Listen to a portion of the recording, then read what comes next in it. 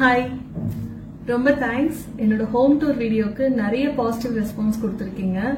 அதில் இருக்க கமெண்ட்ஸ்லாம் படிக்கும்போது ரொம்ப ஹாப்பியா ஃபீல் ஆச்சு. Always grateful to you. நிறைய பேர் அதில் டவுட்ஸும் கேட்டிருந்தீங்க. இந்த வீடு எவ்வளோ, என்ன ப்ராசஸ், எங்க வாங்குனீங்க, எல்லாமே கேட்டிருந்தீங்க. ஸோ நான் யோசிச்சேன், நான் வீடு வாங்கும்போது எனக்கு இந்த மாதிரி ப்ராப்பரான ஒரு கைடன்ஸ் யாரும் கொடுக்கல. நானா எல்லாமே தேடி ரிசர்ச் பண்ணி தான் இந்த வீடு வாங்கினேன். டீடைல்டா வீடியோ போட்டேன்னா இதை பாக்குறவங்களுக்கும் உபயோகமா இருக்கும். நீங்க ஒரு பிளாட் சென்னையில வாங்கணும்னு நினைக்கிறீங்க, ஒரு சொந்த வீடு வாங்கணும்னா என்னென்ன ப்ராசஸ் இன்வால்வ் ஆகும், எப்படி எல்லாம் அமௌண்ட் ரெடி பண்ணலாம், இதெல்லாம் தான் நான் எக்ஸ்பிளைன் பண்ண போறேன். என்னோட எக்ஸ்பீரியன்ஸை நான் ஷேர் பண்ண போறேன். கண்டிப்பா இந்த வீடியோ உங்களுக்கு ஒரு நல்ல ஒரு ஐடியா கொடுக்கும், யூஸ்ஃபுல்லாகவும் இருக்கும். ஸோ பாத்துடலாமா? ஃபர்ஸ்ட் நாங்க கல்யாணம் ஆனதுக்கு அப்புறம் ஒரு சொந்த வீடு எங்களுக்காக வாங்கணும்னு ஆசைப்பட்டோம்.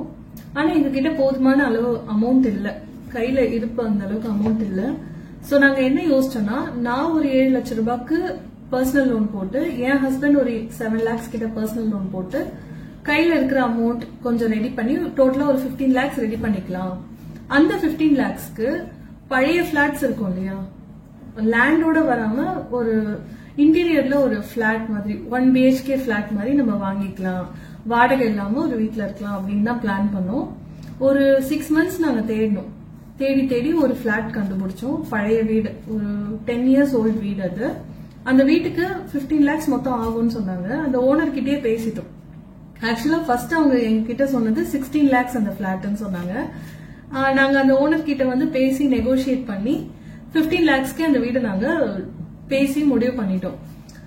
கரெக்டா அந்த வீடு வாங்கலான்னு போகும்போது அந்த வீட்டோட அவங்க சைட்ல இருக்கிற ஒரு புரோக்கர் இல்ல, இந்த வீடு 16.5 lakhs தான், 1.5 லட்சம் ரூபாய் நீங்க அதிகமா கொடுத்தாதான் இந்த வீடு உங்களுக்கு நான் விற்பேன் அப்படின்னு சொல்லிட்டாரு. எங்களுக்கு என்னன்னா, ஓனரே 15 lakhs சொல்லிட்டாங்க, இவர் எதுக்கு இன்பிட்வீன் 1.5 years எக்ஸ்ட்ராவா சொல்றாரு அப்படின்னு. அவர் ரொம்ப ஹார்ஷா பேசிட்டாரு. என்னன்னா, உங்களுக்கு 16.5 தான் கொடுத்து வாங்கணும்னா வாங்குங்க, இல்லைன்னா இந்த பிளாட் கிடையாதுன்ற மாதிரி சொல்லிட்டாரு. அதுவே எங்களுக்கு கொஞ்சம் ஹர்ட்டிங் ஆயிடுச்சு. சரி யோசிச்சோம், ஓகே நெக்ஸ்ட் டைம் ஒரு பிளாட் வாங்குறோம்னா ஒரு புரோக்கர் வழியா போகாம, நான் உங்களுக்கு தப்பா சொல்லல, ஒரு அமௌண்ட் நாங்க பேசி முடிவு பண்ணும்போது எக்ஸ்ட்ராவா இவங்க அதுல அமௌண்ட் இன்க்ரீஸ் பண்ற அந்த ப்ராசஸ் தான் எங்களுக்கு we are not okay with that. So யோசிச்சோம், ஓகே ஒரு பில்டர் கிட்டயே போயிட்டு டைரக்டா புது வீடே வாங்கிக்கலாம், நம்ம ஹோம் லோன் எல்லாம் போட்டு கூட வாங்கிக்கலாம் அப்படின்னு தான் யோசிச்சோம். அப்படி யோசிச்சுட்டு நாங்க தேடிட்டு இருந்தப்பதான் காசா கிராண்ட்ல ஒரு ஆட் பார்த்தோம். 35 லட்சத்துல உங்களுக்கு ஒரு காம்பாக்ட் வீடே நீங்க வாங்கலாம் அப்படின்னு சொல்லிட்டு நாங்க சைட் விசிட் எல்லாம் பண்ணோம். சைட் விசிட் பண்ணும்போது எங்களுக்கு அந்த வீடு ரொம்ப பிடிச்சு போச்சு. இந்த சைட் ஃபர்ஸ்ட் பார்க்கும்போது தான் பூமி பூஜையே போட்டு வச்சிருந்தாங்க. வீடு கட்டி முடிச்சதுக்கு அப்புறம் பார்க்க எப்படி இருக்கும்ன்றதோட பிளானும் அவங்க வச்சிருந்தாங்க. அதுக்கப்புறம் மாடல் ஹவுஸ் காமிச்சாங்க. 2 மாடல் ஹவுஸ் பார்த்தோம். ஒன்னு நம்ம இருக்கிற வீட்டோட சைஸ்ல இருக்க ஒரு மாடல் ஹவுஸ், இன்னொன்னு 2 BHK நல்லா கொஞ்சம் பெருசா இருக்கிற மாதிரி. அதுவும் பார்த்தோம், இதுவும் பார்த்தோம். வீடு பார்த்ததுக்கு அப்புறம் அவங்க சொன்னாங்க, நிறைய பிளாட்ஸ் இதுல நீங்க என்ன ஃப்ளோர்ல வேணும்னு நீங்க சூஸ் பண்ணிக்கலாம், எந்த சைட்ல உங்க வீடு இருக்கணும், இதுல 2 இடத்துல நம்ம சூஸ் பண்ணிக்கலாம். ஒரு வீடு எப்படின்னா, பால்கனில இருந்து பார்த்தோம்னா நம்மளுக்கு மத்த வீடு, நம்ம அபார்ட்மெண்ட்ல இருக்கிற இன்னொருத்தவங்க வீடே தெரியும். அது போடியம் வியூ அப்படின்னு சொல்லுவாங்க. இன்னொரு பால்கனி வியூ சிட்டியை பார்த்த மாதிரி இருக்கும். எனக்கு பர்சனலா சிட்டி பார்த்த வியூ தான் பிடிச்சிருந்தது. சோ அப்பவே நான் சொல்லிட்டேன், எனக்கு 10th floorல தான் வேணும் வீடு, சிட்டி பார்த்த மாதிரி வியூல இருக்கிற வீடு தான் வேணும் அப்படின்னு நான் சொல்லிட்டேன். சோ நாங்க ஓகே பண்ணிட்டோங்க. சேல்ஸ் பர்சன் நம்ம கிட்ட பேசும்போதே ரொம்ப பாசிட்டிவா பேசினாங்க. எங்களுக்கும் பிடிச்சிருந்தது. நாங்க எதிர்பார்த்த மாதிரி இருக்கு 35 lakhsல ஒரு அழகான வீடு, நம்மளே ஒரு எக்ஸ்ட்ரா ஒரு 20 lakhs ஹோம் லோன் மாதிரி போய்க்கலாம், மத்தது பர்சனல் லோன் வச்சு மேனேஜ் பண்ணிக்கலாம் அப்படின்னு டிசைட் பண்ணிட்டு அங்கேயே ஓகே பண்ணிட்டோம் வீடு.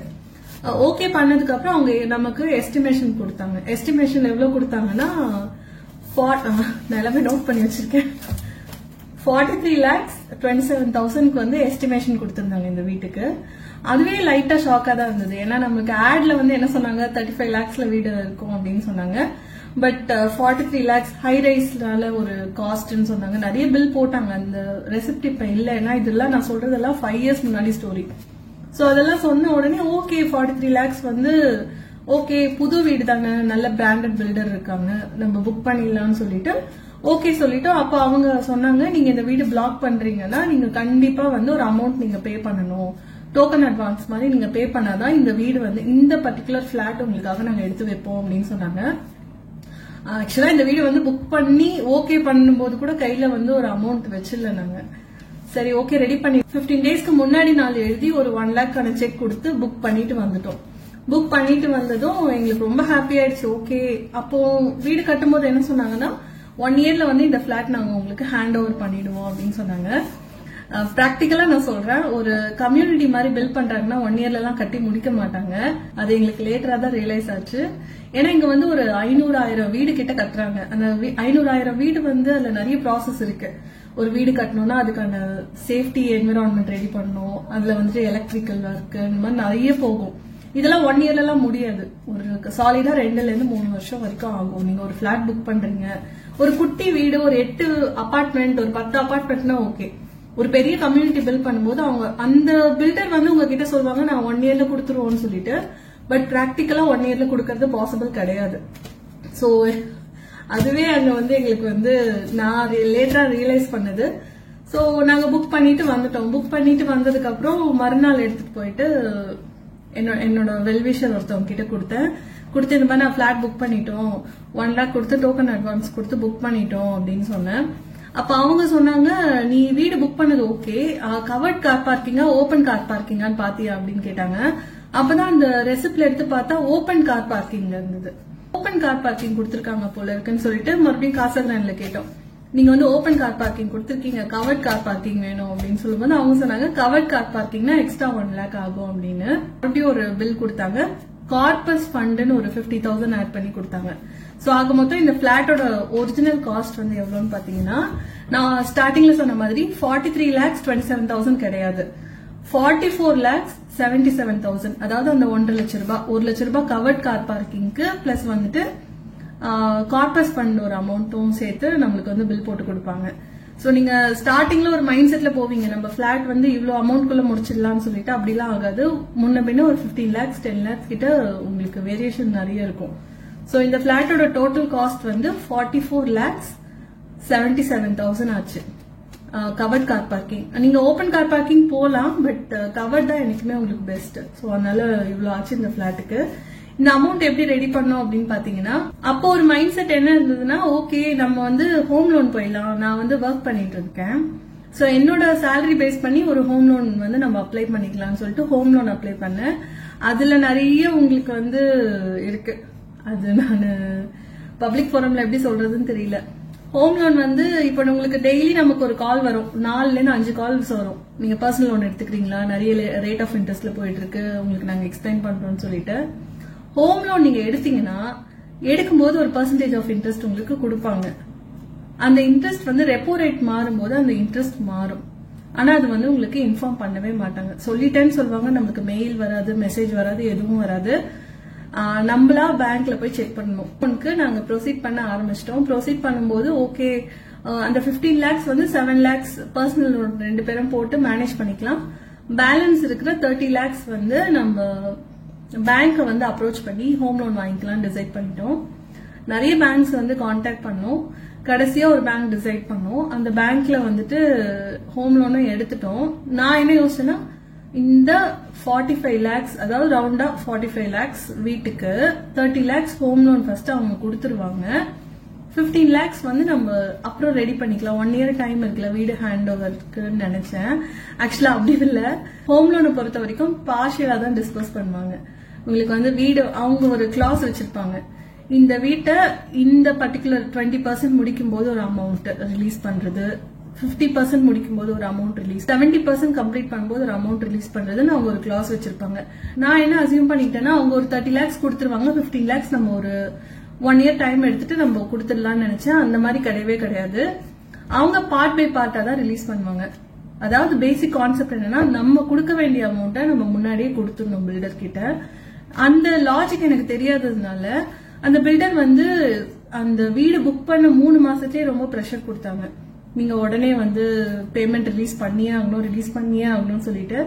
They will be very sweet, nice. நம்ம வந்து வீடு புக் பண்ணும்போது ரொம்ப ஹாப்பியா நம்மள வந்து வார்ம் வெல்கம் பண்ணுவாங்க. பேமெண்ட் ஒரு பேமெண்ட் நீங்க டிலே பண்ணி கொடுத்தாலும் உங்களுக்கு அவங்க கொடுக்குற ரெஸ்பான்ஸ் வந்து கொஞ்சம் ஹர்ட்டிங்கா தான் இருக்கும். இன்னொன்னு உங்க வீடை வந்து நீங்க இந்த வீடு தான் நீங்க புக் பண்ண வீடு தான் உங்களுக்கு வேணும்னா நீங்க கண்டிப்பா பேமெண்ட் ஆன் டைம் பண்ணணும்ன்ற ஒரு வார்னிங் மெயில்ஸ் தான் நம்மளுக்கு நிறைய வரும், கால்ஸும் வரும். இதுல ஒரு டெஸ்ட் நடந்தது. என்னன்னா கரெக்டா கொரோனா லாக்டவுன் டைம் வந்தது. சேலரி எனக்கு கட் ஆச்சு ஆபீஸ்ல. கட் ஆனதுனால என்னால நான் கமிட் பண்ண அந்த 15 lakhs வந்து என்னால டைம்க்கு ரிலீஸ் பண்ண முடியல பேமெண்ட். அப்ப என்னாச்சு, அவங்க ரொம்ப ப்ரெஷர் கொடுத்தாங்க. நீங்க பேமெண்ட் பண்ணலன்னா அந்த வீடு வந்து புக்கிங் கேன்சல் ஆயிடும். நீங்க ஆல்ரெடி பே பண்ண அமௌண்ட்ஸ் எல்லாம் வந்து உங்களுக்கு வேற ஒருத்தவங்க புக் பண்ணும்போது தான் அந்த அமௌண்ட் நாங்க ரீஃபண்ட் பண்ணுவோம் அந்த மாதிரி சொன்னாங்க. சோ அது ஒரு லாக்ல மாட்டின மாதிரி தான். அந்த அமௌண்ட் நான் கொடுத்த அமௌண்ட் எனக்கு கொடுத்துருங்க டக்குன்னு கேட்க முடியாது. இந்த நான் புக் பண்ண வீட்டை வேற ஒருத்தவங்க வாங்கும் போது தான் அந்த அமௌண்ட்டே நம்மளுக்கு கொடுப்பாங்க, ரிட்டர்ன் பண்ணுவாங்க. சோ ரொம்ப கஷ்டப்பட்டேன். அந்த சேலரியும் ஒரு பக்கம் கட்டு, நம்மளால அந்த சேலரி பேஸ் பண்ணி வர லோனும் நம்மளால ப்ரொசீட் பண்ண முடியாது. இன்னொன்னு லாக்டவுன் டைம்ல நான் எனக்கு ஹோம் லோன் கொடுத்த பேங்க் வந்துட்டு எனக்கு அந்த பிரதம மந்திரி ஆவாஸ் யோஜனான்னு ஒரு 3 lakhsக்கான பெனிஃபிட் இருக்கு. 2.5 to மேக்ஸிமம் 2.5 வரைக்கும் அந்த பெனிஃபிட் தருவாங்க. அவங்க எனக்கு அதை ப்ராசஸே பண்ணல. நான் நிறைய வாட்டி ரிக்வெஸ்ட் பண்ணேன். மற்ற பேங்க்ஸ் எல்லாம் பாத்தீங்கன்னா ப்ராசஸ் பண்ணதான் என்னோட நெய்பர்ஸ்ல சொல்றாங்க, அவங்களுக்கு எல்லாம் ப்ராசஸ் பண்ணி அந்த அமௌண்ட் எல்லாம் வந்து வேவ் ஆஃப் பண்ணாங்கன்னு சொல்லிட்டு. நான் வாங்கின ஹோம் லோன் பிரான்ச்ல வந்து அது பண்ணல. 2021க்குள்ள நான் வந்து அந்த 15 lakhs ரெடி பண்ணி கொடுத்துட்டேன். கொடுத்ததுக்கு அப்புறம் தான் தெரிய வருது இவங்க வந்து வீடை வந்து 2021ல தரமாட்டேன், நெக்ஸ்ட் இயர்ல தருவேன் அப்படின்னு சொன்னாங்க. சோ நெக்ஸ்ட் இயரும் வெயிட் பண்ண, 2022ம் வெயிட் பண்ணேன். வீடு நான் புக் பண்ணது ஜனவரி 2020ல. இவங்க எனக்கு ஹேண்ட் ஓவர் பண்ணது பாத்தீங்கன்னா ஏப்ரல் 2023ல தான் ஹேண்ட் ஓவர் பண்ணாங்க. 3 வருஷம் கிட்ட நாங்க வெயிட் பண்ணி தான் வந்தேன். இந்த வெயிட் பண்ண டைம்லயே நான் இருந்த வீட்லயும் பிரஷர், அந்த வீட்டை கண்டிப்பா காலி பண்ணணும் சீக்கிரம் அப்படின்னு சொல்லிட்டு ரொம்ப கஷ்டப்பட்டோம். சோ நீங்க வீடு வாங்குறீங்க, பிளாட் வாங்குறீங்கன்னா, ஒரு பெரிய கம்யூனிட்டி வாங்குறீங்கன்னா கொஞ்சம் நீங்க ஒரு 2-3 years வெயிட் பண்ற மாதிரி தான் இருக்கும். You need to be mentally prepared to wait. இந்த வீடு வாங்கினதுல மத்த செலவெல்லாம் இருக்கு. என்னன்னு பாத்தீங்கன்னா வயரிங் ஒர்க், மாடிஃபிகேஷன் ஒர்க்னு சொல்லுவாங்க. இப்போ நீங்க ஒரு பிளாட் வாங்குறீங்கன்னா பேஸ்டா இப்போ இந்த ரூம்னா இங்க ஒரு ஸ்விட்ச் பாக்ஸ் இருக்கு, ஒரு ஃபேனுக்கான ஆப்ஷன் இருக்கு, ஒரு லைட்கான ஆப்ஷன் இருக்கும். நம்ம ஏசி போடுறோம் அப்படின்னா நம்ம வீடு கட்டும் போதே சொல்லிக்கலாம், எங்களுக்கு வந்து ஏசிக்கான வெண்ட் ஹோல் ஒன்று வேணும், ஏசிக்கான ஒரு சாக்கெட் வேணும், எனக்கு வந்து இந்த வீட்டுல வந்து ஊஞ்சல் போடுற பிளான் இருக்கு, அந்த ஜூலா ஹூக் வேணும், என்னோட கிச்சன் வந்து கொஞ்சம் எக்ஸ்டெண்ட் பண்ணி வேணும், அந்த மாதிரி மாடிஃபிகேஷன் தான் நம்ம சொல்லணும். இப்ப நம்ம மாடல் ஹவுஸ்ல நம்ம பார்த்து புக் பண்ணும்போது நல்ல பிரீமியமா இருக்கும் இல்லையா. ஆனா ஆக்சுவலா வீடை கட்டி நம்ம கையில கொடுக்கும்போது அவங்க ஒரு சாக்கெட் தான் ஒரு ரூம்ல வச்சுதான் பிளான், அந்த பிளான்ல தான் இருக்கும். நம்ம எக்ஸ்ட்ராவா வேணும் அப்படின்னு கேட்டோம்னா அந்த வயரிங் ஒர்க்ல எக்ஸ்ட்ரா சார்ஜஸ் பே பண்ணணும். எனக்கு வந்து பில் வந்து 94,000, கிட்டத்தட்ட 1,06,000 ரூபாய் கம்மி கிட்ட பில் வந்திருந்தது. ஸ்டேஷனுக்கு நான் பே பண்ண அமௌண்ட் வந்துட்டு 1,40,40,000 ரூபாய். சோ நான் ஆல்ரெடி உங்களுக்கு ஒரு கணக்கு சொல்லியிருப்பேன். பிளாட்டோட அமௌண்ட் வந்து 44,77,000. அதுல நான் வந்து 30 lakhs ஹோம் லோன் போயிட்டேன். பிளஸ் வயரிங் ஒர்க், அந்த வயரிங் மாடிஃபிகேஷன் ஒர்க்குக்கு வந்து 94,753. ரெஜிஸ்ட்ரேஷனுக்கு வந்து 1,40,000. ஸோ டோட்டலா registration, modification, covert car parking இது எல்லாமே சேர்த்து நான் இந்த வீட்டுக்கு செலவு பண்ண காசு வந்துட்டு 47,12,000. ஸோ இதுதான் இந்த வீட்டுக்கு நான் செலவு பண்ண அமௌண்ட். ஸோ நீங்க போறீங்கன்னா உங்களுக்கு வந்துட்டு இந்த மாதிரி ஒரு டாக்குமெண்ட் கொடுப்பாங்க. இது பேர் வந்து ஹோம் லோன் அக்ரிமெண்ட். உங்க ஹோம் லோனோட லோன் பெர்சன்டேஜ் எவ்வளவு மந்த்ஸ் நீங்க போறீங்க எல்லாமே டீடைலா மென்ஷன் பண்ணி கொடுத்திருப்பாங்க. இந்த வீடியோக்கு நான் பேசும்போது தான் தெரிய வந்தது, எனக்கு ஒரு மந்த்துக்கு 22,000 தான் டிடெக்ட் ஆகும்னு சொல்லிட்டு நான் சைன் பண்ணிருக்கேன். ஆக்சுவலா எனக்கு இப்ப டிடெக்ட் ஆகுறது வந்து 26,000. அது போய் பேங்க்ல நான் செக் பண்ணணும். வாங்கின ரேட் ஆஃப் இன்ட்ரெஸ்ட் எவ்வளோன்னு பாத்தீங்கன்னா 9.05 அந்த பெர்சன்டேஜ்ல தான் வாங்கினேன். நடுவுல வந்து ரெப்போ ரேட் மாறும்போது என்னோட டென்யூர் நான் 23 இயர்ஸ்க்கான ஹோம் லோன் எடுத்திருந்தேன். பேங்க்லயே மாறிடுச்சு. டென்யூர் வந்து 30 லட்சத்துக்கான லோன் 30 வருஷத்துக்கு மாறிடுச்சு. சோ நான் அதை கேட்டு ரிக்வெஸ்ட் பண்ணி நான் லெட்டர் எழுதி கொடுத்தேன். இதுல இன்னொன்னு காமெடி ஒண்ணு நடந்தது. ஹோம் லோன் எடுக்கும்போது என்ன ஆச்சுன்னா, உங்களுக்கு 22,000 இஎம்ஐ போகணுமா இல்ல கம்மியா போனா ஓகேவான்னு கேட்டாரு அவரு. நான் ஓகே கம்மியா போனா ஓகே அப்படின்னு சொன்னேன். ஆக்சுவலா எனக்கு இந்த ப்ரீ இஎம்ஐ கான்செப்ட்லாம் எனக்கு தெரியல. அப்போ ப்ரீ இஎம்ஐன்னு ஒரு டிடெக்ட் பண்ணுவாங்க. என்னன்னு பாத்தீங்கன்னா ப்ரீ இஎம்ஐனா ஹோம் லோன் இஎம்ஐக்கான ஒரு இஎம்ஐ. நான் ப்ரீ இஎம்ஐ அது தெரியாமலே ஒரு 2 வருஷம் நான் கட்டியிருந்தேன்.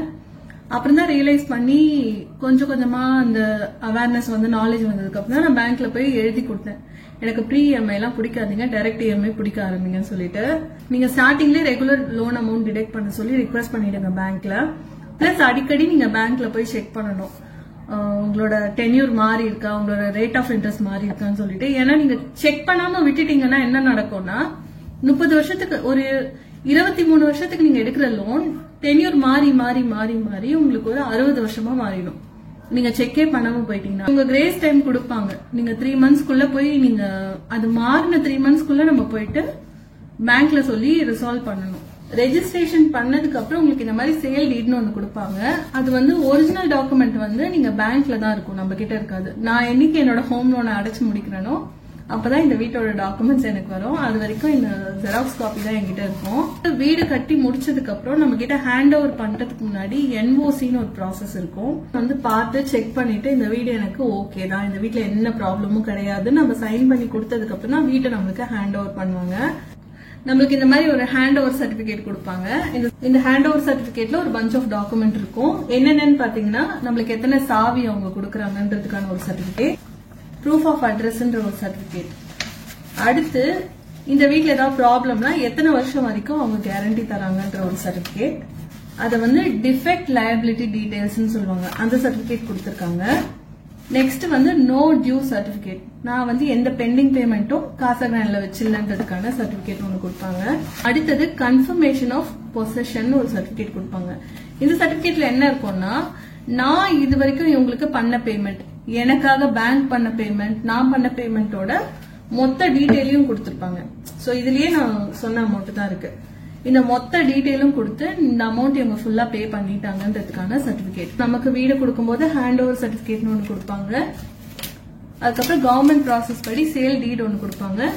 எம்ஓடிடின்னு ஒன்று இருக்கு. என்னன்னா என்னோட அக்ரிமெண்ட்டை நான் வந்து பேங்க்கு கொடுக்குறேன்ற ப்ராசஸ் தான் எம்ஓடிடி. அதுக்கும் ஒரு நாள் நீங்க வந்து ரெஜிஸ்டர் ஆபீஸ் போற மாதிரி இருக்கும். நீங்க ஹோம் லோன் வாங்க போறீங்கன்னா அந்த பிரான்ச் வந்து உங்களுக்கு கவர்மெண்ட் பெனிஃபிட்ஸ் எல்லாம் வாங்கி தர ஒரு பிரான்ச்சான்னு செக் பண்ணணும். இன்னொன்னு அவங்க உங்களுக்கு கம்யூனிகேட் பண்ணணும், அடிக்கடி இன்ட்ரெஸ்ட் ரேட் மாறுது, உங்களோட டென்யூர் மாறுதுன்றத சொல்லணும். மோஸ்ட்லி சொல்ல மாட்டாங்க, நம்மளதான் கேட்டு செக் பண்ணி மாத்திக்கணும். சோ நான் எல்லாமே டீட்டெயிலா எக்ஸ்பிளைன் பண்ணிருக்கேன். இந்த வீட்டுக்கு எவ்வளவு செலவாச்சு பிளஸ் வந்து அதற்கான ப்ராசஸ். இல்ல ஜோக் என்னன்னா இந்த வீடு வந்து 3 வருஷம் கழிச்சு தான் கொடுத்தாங்க. சோ சாவி கொடுக்கும்போது இந்த வீட்டை பத்தி சொல்ல சொன்னாங்க. சோ அப்ப எனக்கு ஒரே சிரிப்பு தான் வந்துடுச்சு. என்னத்த சொல்றது, கொடுக்கறது லேட்டா கொடுத்துட்டு இல்ல வேற நான் எனக்கு அந்த டைம் ரொம்ப சிரிப்பா வந்துருச்சு. அந்த வீடியோ வேணா நான் உங்களுக்கு ஆட் பண்றேன். So that's all. So 30 lakhs loan போயாச்சு, ஹோம் லோன் போயாச்சு. இந்த 30 lakhsக்கு வந்து நானே கால்குலேட் பண்ணி சொல்லிடுறேனே. மந்த்லி 25,000 நான் வந்து கட்டிட்டு இருக்கேன். நான் வந்து 2020ல இருந்தே கட்டுறேன். So 25,000 into 264 months. நான் எடுத்த 30 லட்சம் ரூபாய் லோனுக்கு நான் திரும்ப அடைக்க வேண்டிய அமௌண்ட் நான் ப்ரீ இஎம்ஐன்னு ஒண்ணு 2 வருஷமா கட்டியிருக்கேன். அது எவ்வளவுன்னு பாத்தீங்கன்னா இது வந்து லோனே ஆரம்பிக்கிறதுக்கு முன்னாடி நான் வந்து 3,84,000 தெரியாம கட்டிட்டேன். இது சொல்லுவாங்க பேங்க்ல இது ஒன்னும் வேஸ்ட் கிடையாது, இது உங்களோட இன்ட்ரெஸ்ட்ல போய் அக்யூமுலேட் ஆகும்னு சொல்லிட்டு. இன்ட்ரெஸ்ட் கட்ட நம்ம எவ்வளவு கஷ்டப்படுறோம். சோ நம்மளுக்கும் கொஞ்சம் ஒரு நல்ல அவேர்னஸ் கொடுக்கல. நான் இப்ப சொல்லிட்டேன் இல்லையா, நீங்க ஹோம் லோன் போறீங்கன்னா இருக்கலே கம்மி அமௌண்ட்டுக்கு போங்க. டென்யூர் வந்து எப்பவுமே அடிக்கடி செக் பண்ணுங்க. பிளாட் வாங்க போறீங்கன்னா அந்த ஆட்ல வர அமௌண்ட் கிடையாது, உங்களுக்கு வந்து நிறைய ஏறும். கவர்ட் கார் பார்க்கிங், அதுக்கப்புறம் நீங்க சொல்ற மாடிஃபிகேஷன்ஸ்க்கு ஏற்ற மாதிரி வீட்டோட விலை ஏறும். இன்னொன்னு வீடு வந்து இமிடியட் பொசிஷன் சொல்லுவாங்க, பட் கொஞ்சம் டிலே ஆகும் தான். இந்த வீடியோ உங்களுக்கு யூஸ்ஃபுல்லா இருக்கும்னு நம்புறேன். அடுத்த வீடியோல இந்த வீட்டுல இருக்க பர்னிச்சர்ஸ், அதுக்கப்புறம் வந்து நான் இந்த அப்ளையன்ஸ் இதெல்லாம் எங்க வாங்கினேன், எவ்வளவு செலவு பண்ணேன்னு சொல்லிட்டு நான் உங்களுக்கு சொல்றேன். இந்த வீடியோ ஒரு சில பேருக்கு உதவியா இருந்தாலும் எனக்கு ஹாப்பி தான். உங்களை அடுத்த ஒரு வீடியோல வந்து பாக்குறேன். பாய்.